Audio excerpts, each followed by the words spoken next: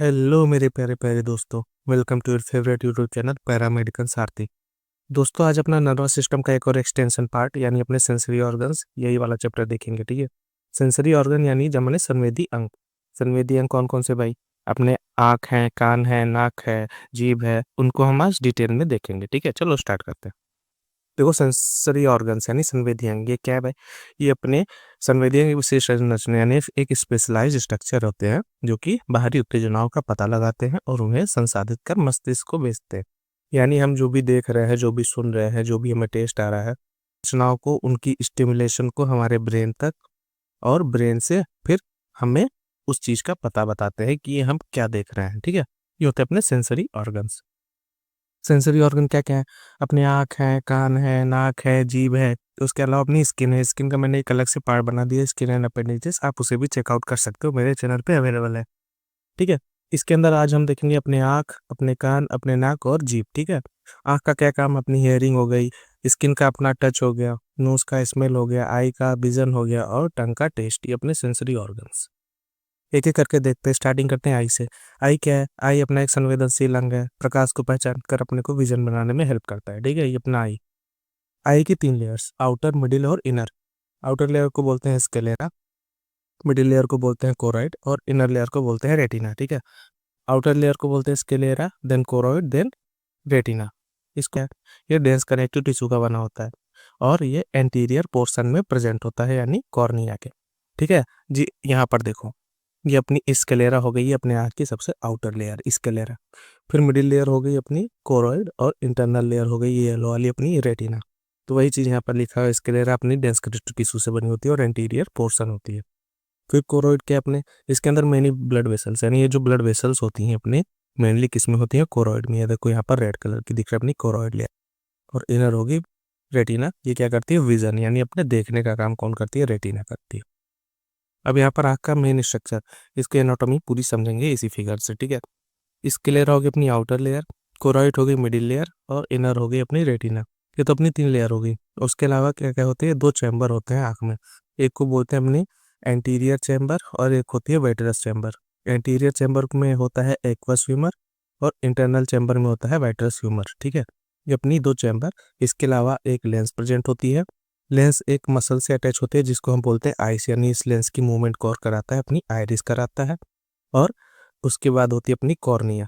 Cornea के बाद अपनी सस्पेंसरी लिगामेंट, ये लिगामेंट इस लेंस की मूवमेंट कराएंगी और यहाँ से जो लाइट आता है वो इस आइरिस के हिसाब से एडजस्ट होगा लेंस पर। लेंस के बाद यहाँ पर लाइट सीधे जाके अपनी रेटिना पर फिगर बनाएगा। ये अपनी आँख की स्ट्रक्चर, और यहाँ से फिर ऑप्टिक नर्व अपने ब्रेन तक सिग्नल पहुँचाएंगी। एक रफ डायग्राम से समझो, अपनी आँख में स्क्लेरा हो गई, स्क्लेरा के बाद फिर ये अपनी आइरिस होती है। आइरिस के बाद एक काला काला जो अपना प्यूपल दिखता है, ये अपने लाइट के हिसाब से एडजस्ट होता है। यानी अपनी आँख पर तेज लाइट आएगी तो ये छोटा हो जाएगा और अपनी आँख पर कम लाइट रहेगी तो ये डिम यानी चौड़ा हो जाएगा। ये अपनी प्यूपल का काम। अब लाइट कैसे पड़ती है? लाइट आई यहाँ से इस लेंस पर पड़ी, लेंस के हिसाब से फिर ये लाइट यहाँ पर आकर संकेंद्रित हो गई, इसको बोलते हैं फोकल पॉइंट। ठीक है, ये अपनी लाइट। अब यहाँ पर देखो, इस पार्ट को हमने बोला रेटिना, यानी इनर पार्ट कौन से? आँख की रेटिना।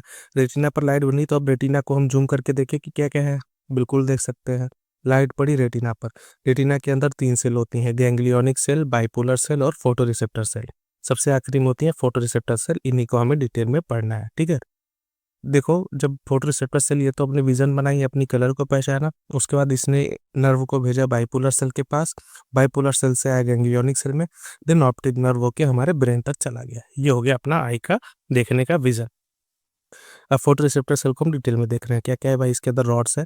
कौन से रॉड्स? क्या होती है? आल्फा रॉड्स, आल्फा रात, इससे याद रख लेना। रॉड होती है अपनी डिम लाइट यानी स्कोटोपिक, यानी अपनी ये रात में देखने में हेल्प करती है रॉड्स। कोन्स क्या होती हैं? अपने डे लाइट विजन होती है यानी फोटोपिक होती हैं। ये 3 कलर जैसे रेड, ग्रीन और ब्लू, पूरी दुनिया में जितने भी कलर हैं इन्हीं तीनों कलर के संयोजन से बने होते हैं, इन्हीं को पहचानने में हेल्प करती है अपनी कोन्स। अब रॉड्स किससे बनी होती है? रॉड ऑप्शन से। कोन्स बनी होती है अपनी आयोड ऑप्शन से। आर से आर मैच कर लेना, रॉड ऑप्शन याद हो जाएगा। कैसी होती है? विजुअल पर्पल होती है। 2 तरह की, ऑप्सिन और रेटिनल। ऑप्सिन होती है प्रोटीन, रेटिनल होती है एल्डिहाइड ऑफ विटामिन ए। ये हो गई अपनी रॉड्स। कौन सी होती है भाई? आयोडोप्सिन से बनी होती है जो कि विजुअल वायलेट होती है, अपनी फोटो रिसेप्टर सेल्स। वही चीज यहाँ पे देखो, ये जो रॉड लाइक स्ट्रक्चर दिख रहा है इसको हम बोलते हैं रॉड सेल्स, फिर ये कोन लाइक स्ट्रक्चर को बोलते हैं कोन सेल्स। ठीक है, ये होती है अपनी फोटो रिसेप्टर सेल, ये होगी अपनी आई की स्ट्रक्चर। इसके बाद दो और पॉइंट होते हैं आई में, या क्वेश्चन आते हैं एग्जाम में, इसलिए इसको भी याद रखना जरूरी। एक होता है ब्लाइंड स्पॉट, एक होता है मैक्यूला ल्यूटिया। ब्लाइंड स्पॉट क्या होता है, फोटो रिसेप्टर सेल एब्सेंट होते हैं, ऐसे एक स्पॉट होता है, यहाँ पे फोटो रिसेप्टर सेल नहीं होंगे। ब्लाइंड मतलब अंधा, तो यहाँ पे फोटो रिसेप्टर सेल नहीं होंगे तो हमें विजन तो ऐसे नहीं आएगा, तो ये अंधा स्पॉट हो गया। ऑप्टिक नर्व लीव द आई, यहाँ से ऑप्टिक नर्व आंख को छोड़ के ब्रेन तक चली जाती है। ब्लड वेसल इंटर्स, और यहाँ से ब्लड वेसल आंख में इंटर होती है अपनी ब्लाइंड स्पॉट। इसी के लेटरल एक होती है ब्लाइंड स्पॉट, यानी के लेटरल होती है एक मैक्यूला ल्यूटिया पॉइंट। देखो lateral to blind spot, yellowish pigment spot, इसका पिगमेंट कैसा होता है येलोइश, और सेंट्रल पिट फोविया यानी अंधबिंदु बनाता है। Only cones are densely packed, इसके अंदर रॉड्स नहीं होती, ओनली कोन्स होती हैं। और विजुअल एक्टिविटी यानी रेजोल्यूशन ग्रेटेस्ट, यानी सबसे ज्यादा विजुअल एक्टिविटी यहीं से होती है। क्यों भाई, लाइट आई, लाइट तो सीधे ही पड़ी, तो इसकी सबसे ज्यादा विजुअल एक्टिविटी होती है अपनी मैक्यूला ल्यूटिया। ये था अपना आई। आई के बाद अब देखते हैं अपनी कान, आंख के बाद कान, यानी अपना ह्यूमन ईयर। ह्यूमन ईयर तीन पार्ट होते हैं, एक्सटर्नल, मिडिल और इनर। एक्सटर्नल और मिडिल, यहाँ पर हमने साउंड को सुना, यहाँ साउंड को एम्पलीफाई किया और उसको सुनकर दिमाग पे भेजने का काम कौन करता है, अपना इनर ईयर। तो ठीक है, ये अपना बेसिक चीज हो गया।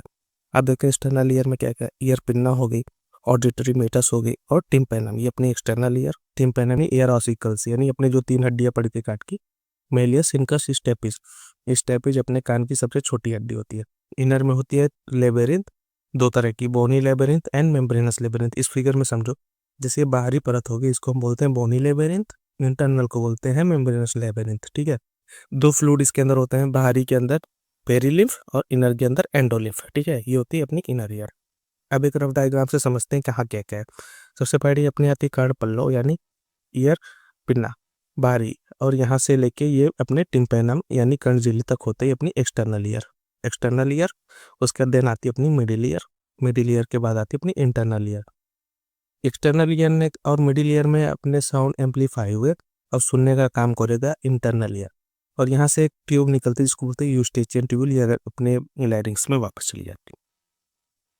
यहाँ पर फिगर में समझो, जैसे यहाँ पे अपनी आउटर ईयर, फिर ये अपनी ईयर ड्रम यानी कर्णझिल्ली, टिम्पैनम भी बोलते हैं इसको, यहाँ तक। उसके फिर अपनी ये तीन अस्थियाँ, ये छोटी छोटी, मेलियस इनकस स्टेपिस, और उसके बाद फिर यहाँ से अपना इंटरनल ईयर। ठीक है, इंटरनल ईयर के अंदर क्या क्या है, इसके अंदर दो स्ट्रक्चर, एक सेमी सर्कुलर कैनाल और दूसरी होती है कॉकलिया। ये घोंगा लाइक स्ट्रक्चर जो दिख रहा है आपको, स्नेल लाइक स्ट्रक्चर, इसको बोलते हैं कॉकलिया, और इसको कैनाल लाइक स्ट्रक्चर को बोलते हैं सेमी सर्कुलर कैनाल। ठीक है, इन दोनों का काम क्या है देखो, बहुत इंपॉर्टेंट है। इनर ईयर के अंदर दो चीज, वेस्टिबुलर एपरेटस और कॉकलिया। वेस्टिबुलर एपरेटस क्या करिए आपके बैलेंसिंग का, यानी आप चल रहे हो, गिर ना जाओ, खड़े हो, उस बैलेंस को बनाएगी अपनी वेस्टिबुलर एपरेटस। और हियरिंग यानी सुनने का काम करेगी अपनी कॉकलिया। वेस्टिबुलर एपरेटस देखने क्या क्या, इसके अंदर 3 सेमी सर्कुलर कैनाल्स होते हैं, और ये डायनामिक बैलेंस, यानी आप चल रहे हो, दौड़ रहे हो, उस बैलेंस को बनाएगी 3 सेमी सर्कुलर कैनाल। और ओटोलिथ ऑर्गन जो होती है वो अपनी स्टैटिक बैलेंस, यानी आप खड़े हो, खड़े खड़े मत गिर जाओ, उसको बनाएगी ओटोलिथ ऑर्गन। फिर 3 सेमी सर्कुलर कैनाल के अंदर एक सोलन बेस होता है जिसको एम्पुला बोलते हैं। एम्पुला कंटेन करता है क्रिस्टा एपुलेरिस, उसके अंदर होते हैं अपने हेयर सेल यानी हेयर रिसेप्टर्स। ठीक है, फिर ऑटोलिथ ऑर्गन के अंदर क्या क्या होता है, कंसिस्ट ऑफ स्पेकुली एंड यूट्रिकल, भी इसके अंदर होते हैं। उसके अंदर होते हैं रिजेस, रिजेस के अंदर होते हैं मैक्यूला, मैक्यूला कंटेन करते हैं हेयर सेल। यानी अपने ओवरऑल जो है चीज अपनी नर्व इम्पल्स पहुंचानी है कहाँ तक, अपने हेयर सेल्स तक। ठीक है, दोनों चीज का काम मेन यही हुआ ओवरऑल। उसके बाद आती है अपनी कॉकलिया, कॉकलिया अपने सुनने का काम करेगी। कॉकलिया के अंदर हमने दो चीज देखा था, एक बोनी लेबेरिंथ, आउटर पार्ट बोनी लेबेरिंथ, और इनर पार्ट होती है अपनी मेम्ब्रेनस लेबेरिंथ। ठीक है, बोनी लेबेरिंथ एंड मेम्ब्रेनस लेबेरिंथ। अब देखिए, बोनी लेबेरिंथ के ऊपर के पार्ट को बोलते हैं स्केला वेस्टिबुलाई, इंटरनल पार्ट को बोलते हैं स्केला मीडिया, और बेसल पार्ट को बोलते हैं स्केला टिम्पेनाई। इसके अंदर एक मेम्ब्रेन होती है जिसको हम बोलते हैं टेक्टोरियल मेम्ब्रेन, और एक सोलन स्ट्रक्चर दिख रही है, इस स्ट्रक्चर को बोलते हैं ऑर्गन ऑफ कोटाई। ठीक है, अब इसके अंदर हमने देखा था फ्लूइड भरा होता है, पेरीलिम्फ और एंडोलिम्फ।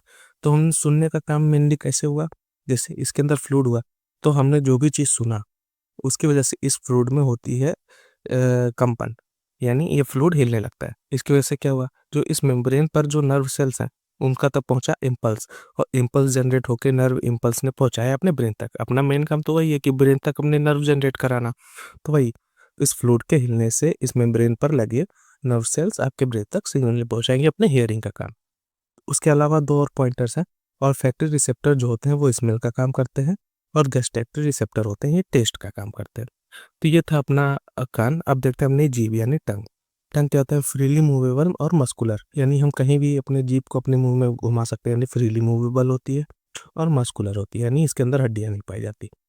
दूसरी चीज, attach to floor of oral cavity, यानी फ्रेनुलम से, यानी ये जीभ है, इसके नीचे एक स्ट्रक्चर पाई जा रही है, इसको हम बोलते हैं फ्रेनुलम। फ्रेनुलम ये क्या करती है? अपनी जीभ को इस जो फर्श है, इस फर्श से, यानी अपने माउथ के बेस से जोड़ने का काम करती है। और तीसरा होती है पेपिले, छोटे छोटे छोटे छोटे टेस्ट बड्स बोलते हैं उनको, ठीक है। ये क्या काम करते हैं? आपके जीभ पर जैसे कहाँ मीठा है, कहाँ खट्टा लगना है, कहाँ कसैला लगना है, कहाँ तीखा लगना है, कहाँ नमकीन लगना है, उन टेस्ट को पहचानने में हेल्प करते हैं। ये थी आपकी टंग। टंग के बाद देखते हैं अपनी नोज यानी नाक। नाक क्या करती है भाई? नाक अपने मानव शरीर का एक महत्वपूर्ण अंग है, यानी एक इंपॉर्टेंट ऑर्गन है अपने बॉडी की। ये क्या करती है? सांस लेने में मदद करती है, गंध यानी स्मेल में मदद करती है, और धूल और कीटाणुओं को छानने का काम करती है। जैसे आपके नाक से डस्ट आपके लंग्स तक ना पहुंचे, उसको छान देती है। अब देखते हैं नोज के पार्ट्स। नोज के 5 पार्ट्स होते हैं। नॉस्ट्रिल यानी नाक के छिद्र, यानी जो आपके नाक के दो दो छेद होते हैं उनको नॉस्ट्रिल बोलते हैं। उसके बाद आती है नोजल कैविटी, ये जो अंदर खाली स्पेस जिसमें नेजल हेयर होते हैं उनको बोलते हैं नेजल कैविटी। फिर आते हैं अपने ऑल्फैक्टरी नर्व्स, ये जो तंत्रिकाएं दिख रही है, मेन चीज तो अपनी तंत्रिका तंत्र है, ब्रेन तक सिग्नल पहुंचाना है, तो जो होगी अपनी ऑल्फैक्टरी नर्व्स। और फिर आती है सेप्टम, नाक की सेप्टम, यानी दोनों नाक के बीच में, दोनों नाक आपस में अटैच ना हो जाए, उनको अलग कौन करती है? नाक की सेप्टम यानी सेप्टम। फिर आती है लास्ट में साइंस, ठीक है। फंक्शन देख लो नोज के, ब्रीदिंग हो गई, स्मेलिंग हो गई, फिल्टरिंग एयर हो गई, वार्मिंग एयर यानी ह्यूमिडिफाई करती है एयर को, और स्पीक में हेल्प करती है, यानी बोलने में मदद करती है। अपने नोज के फंक्शन हो गए, ठीक है। यही था अपना छोटा सा चैप्टर अपने सेंसरी ऑर्गन्स का। वीडियो आपको पसंद आए तो चैनल को लाइक करना, वीडियो को शेयर करना और सब्सक्राइब करना, ठीक है। Thank you, thanks for watching.